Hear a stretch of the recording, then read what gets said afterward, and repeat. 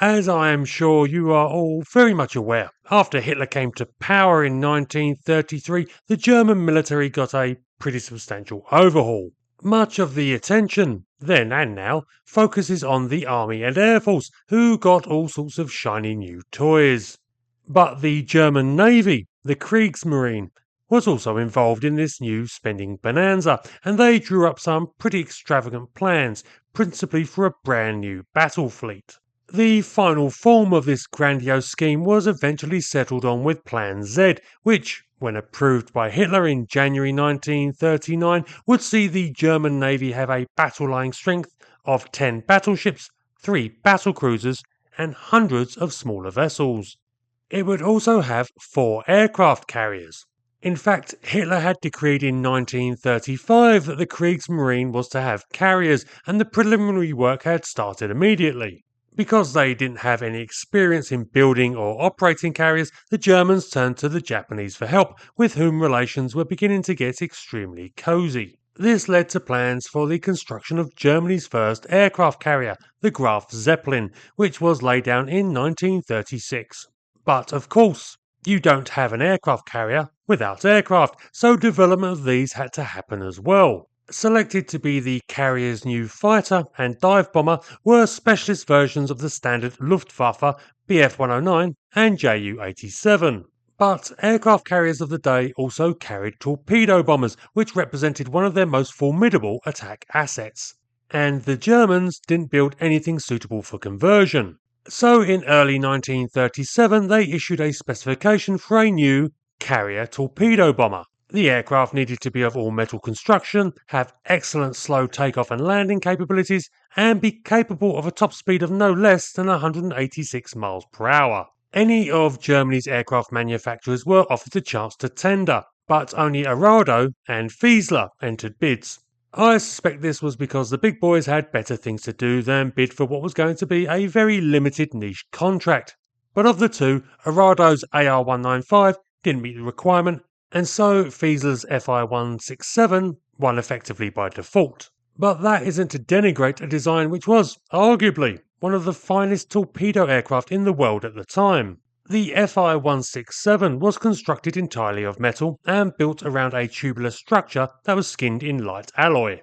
The two-man crew were composed of the pilot and an observer/rear gunner, who both had a 7.92mm machine gun, the latter's on a flexible mount. In addition, the Fi-167 could carry a 1,000kg bomb on its centerline or a torpedo, as well as 4 50kg bombs under its wings. In appearance, the aircraft might look like something from a previous era, with its biplane layout and spindly undercarriage. But said undercarriage was cunningly designed to be both extremely rugged, allowing for heavy landings on carriers, which would be expected when operating in the Northern Oceans, but was also jettisonable.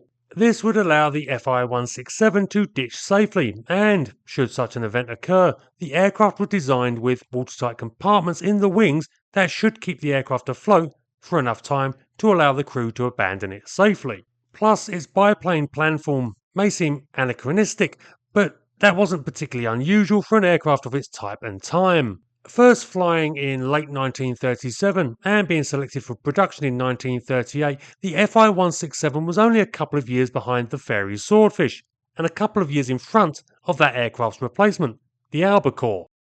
And those biplane wings, with the extra lift that they provided, apparently gave the Fi-167 exceptional slow takeoff and landing capabilities, something that the Fieseler company had established themselves as masters of with their Fi-156 Storch, which entered service in 1937. I haven't been able to confirm this, but there is a much cited story of a test flight conducted by Gerhard Fieseler himself, in which he was able to make a fully controlled descent from about 10,000 feet to just 100 feet while keeping the aircraft over the same spot on the ground. Obviously, such an event would need exactly the right conditions in terms of headwind to achieve, and as said, though the story is very well known, I can't say if it is true or not. But it is conceivably so, as the Fi-167's wings did have an absolute mass of flaps to optimise its slow speed performance, an excellent trait for a carrier aircraft. Plus, despite the extra drag of the biplane configuration, the Fieseler was in fact much faster than either of its British contemporaries, with the Fi 167 having a generally listed top speed of 202 miles per hour.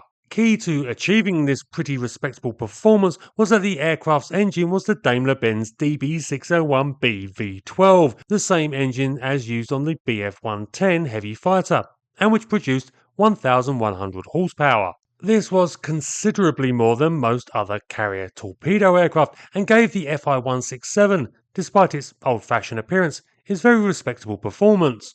In fact, a fair comparison can be made to the American Douglas Devastator, an aircraft that entered service in 1937 and which had a top speed of 206 miles per hour.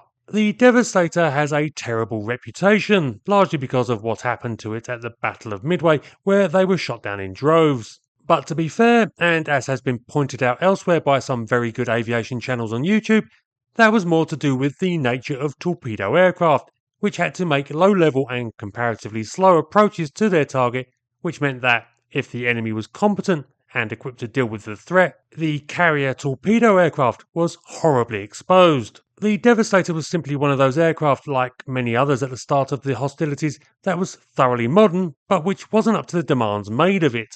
It's possible that the Fi 167 may well have shared a similar fate had it actually had to face fighter opposition during a torpedo attack. But it wasn't enemy fighters that proved the biggest danger to the Fi 167. It was changing realities. As said, the Fi 167 was selected to be the Graf Zeppelin's new torpedo bomber in 1937, and orders were placed for prototypes and production aircraft, with possibly as many as 80 aircraft to be built to equip the proposed aircraft carriers. But in April 1940, the carrier program was stopped, with the construction of the Graf Zeppelin halted when the ship was 85% complete. Quite frankly, the German military realised that they had far more pressing priorities, and the carriers, indeed much of the surface fleet program, was not the best investment. But this left the Fi 167 as something of an afterthought, and that probably explains why so many details about the aircraft are so nebulous. For example, there is some disagreement on how many exactly were built, with it generally being said that in total there were 2 prototypes plus 14 production aircraft. But it is possible that 3 prototypes were built and perhaps additional numbers of production aircraft as well. As said, various sources give different numbers, and the same follows for much of what happened to the aircraft actually built. With the cancellation of Graf Zeppelin, the Fi 167s were sent to a Luftwaffe evaluation unit in the Netherlands. There they spent several years before in 1943 being returned to Germany. At this point, the decision to resume work on the Graf Zeppelin had been taken, but it was already too late for the Fi 167. Because of the advances in aircraft in the previous few years, the originally intended aircraft designed for use on the German carriers were recognised as outdated already. It is also entirely possible that the Germans, evaluating the wartime experience of torpedo aircraft on both sides of the conflict, had come to an appreciation of their vulnerability in combat, because no alternative torpedo-equipped attacker was requested, with the new carrier attack wings only having dive bombers. As a result, the Fi 167 was not now considered worthy of a place in the ship's complement, and so were surplus to German needs. The decision was made to pass them off onto one of Germany's allies, who were always in need of aircraft. Here again the sources conflict. Some state that they were sold to Romania, and others to the Croatian Air Force. It's possible that batches went to both, however there doesn't seem to be much evidence to support the Romanian assertion, but there are pictures of the Fi 167 in Croatian colours. Here they acted as supply and attack aircraft from 1944 onwards, plus also appear to have seen use in the hands of Yugoslav partisan forces who took in aircraft flown by defectors.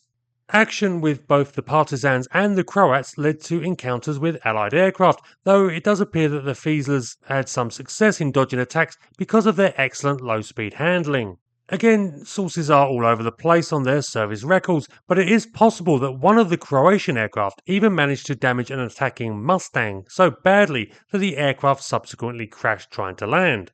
As said, there are lots of different accounts of what happened to the Fi 167s, but regardless, the last of them appears to have been integrated into the Yugoslav Air Force with the end of the war, and served that nation for an unknown length of time before being scrapped, as none are now known to exist anywhere. And so, with mystery over their numbers, service careers, and their ultimate fates, the Fieseler Fi-167 really does make for an intriguing, forgotten aircraft. That holds up especially true when we consider that when it first entered service in the earliest days of the war, it was possibly the best aircraft of its type flying anywhere. Hope you enjoyed the video. Be sure to check out some of the aircraft coming up as suggestions on the screen right now. Have a good one, and I'll catch you all next time.